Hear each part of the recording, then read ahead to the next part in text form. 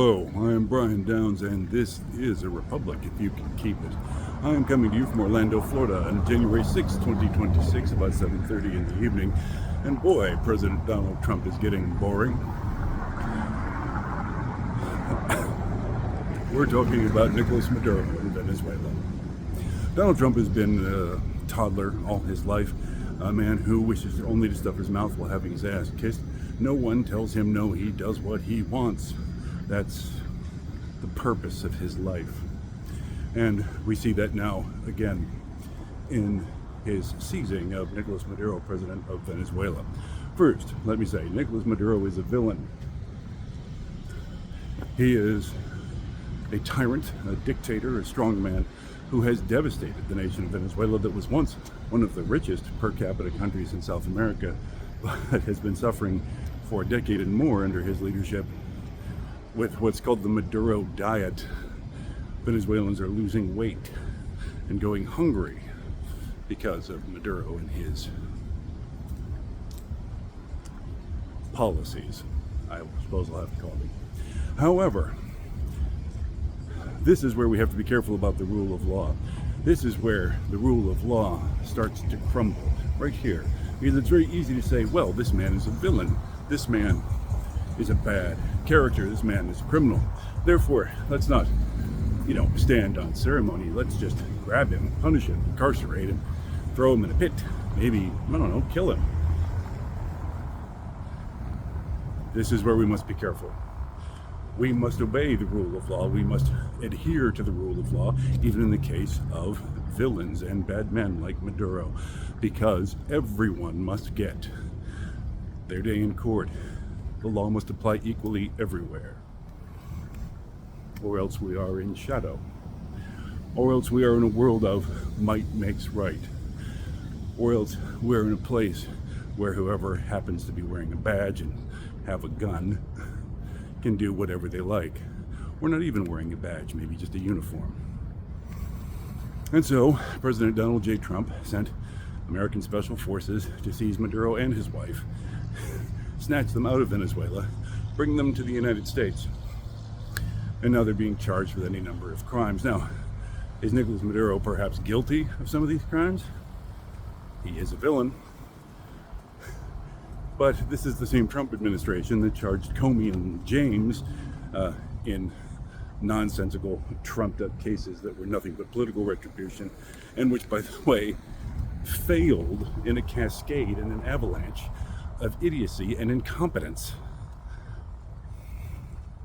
So, I don't trust anything that the Trump administration does. In any case, Donald Trump did this without seeking congressional approval, without any act of Congress whatsoever. We're not at war with Venezuela. The administration, of course, claims that this is a law enforcement effort, except military units were sent to do it, and dozens of Venezuelans, apparently Venezuelan soldiers and military personnel, were killed in the course of the operation. The administration has presented, to my knowledge, to date, no argument or evidence that Maduro or his wife are in fact guilty of any of the crimes they're being charged with. Donald Trump does this because he's an idiot, because he's a toddler, and of course he's descending into dementia and is well known by anyone who's ever had close contact with the dementia patient. They become like children in their last years as the disease erodes more and more of their cognition. So not only is Donald Trump a dementia patient, people who generally I have sympathy for, he is also a bastard, a compulsive liar, and a criminal himself, as has been proven by his biography over and over again. He thinks only in terms of praise. I want to be the big man in the room. I want people to tell me I'm awesome. I want people to clap for what I just did. He thinks only of winning the next exchange on Truth Social, which is why he speaks in the lunatic way that he does. Thinking that public policy ought to be managed by barrages of personal abuse that he heaps on whoever has contradicted or criticized him most recently. And so he has seized Maduro on what charges exactly? We haven't seen, no evidence has been made public. He did this without seeking congressional approval. We're not at war. He made no effort to raise a coalition to create international support for this move against, yes, a dictator. No, he did not do that. He just grabbed Maduro. And now Trump is saying publicly, well, we're running Venezuela right now, in response to the very sensible question of, well, who's in charge in Venezuela? We are. The U.S. is running Venezuela. Totally nonsensical. Where? Who? Show me the administrator. By the way, the United States has no legal standing to run anything in Venezuela. Are you saying we just conquered the nation? Because I don't think we did that, because we didn't put boots on the ground. There was this brief special operations raid, but there aren't occupying troops in Venezuela. Is that what comes next? If that does come next, why should we think that regime change plus occupation is going to be successful? When has that been successful? In the last 100 years or so. So we're not running Venezuela. In fact, Delcy Rodriguez, Nicolas Maduro's vice president, has stepped forward and said, I am running the Venezuelan government until such time as President Maduro returns. Okay. Which means that Maduro's regime is still in place. Well, Maduro's been removed, but so what? If a bunch of people in his regime, people handpicked by him because they obeyed him, supported him, and at least pretended to agree with his policies, are still the government of Venezuela, what does that improve? Donald Trump, of course, has said, well, if Delcy Rodriguez doesn't, cooperate with the United States, she could pay a heavy price. Oh, will we extract her too at gunpoint in a Black Hawk helicopter? And what if whoever follows her doesn't obey? Rinse and repeat?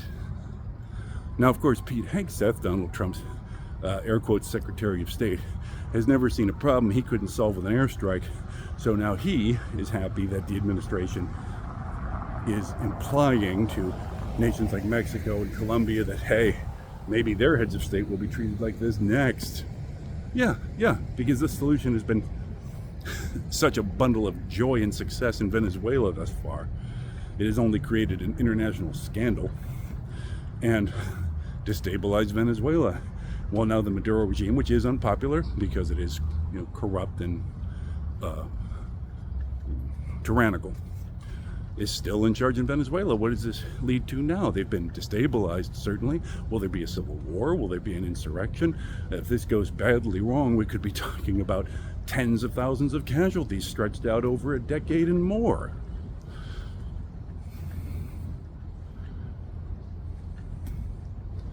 And if the worst happens and Venezuela descends into turmoil of that kind, will the United States send troops? But Donald Trump doesn't think like this. He has no strategy, he has no ability to see the future. All he wants is for people to clap for him now. Yet another reason that he's clearly, absurdly, ridiculously, remarkably unqualified for his position.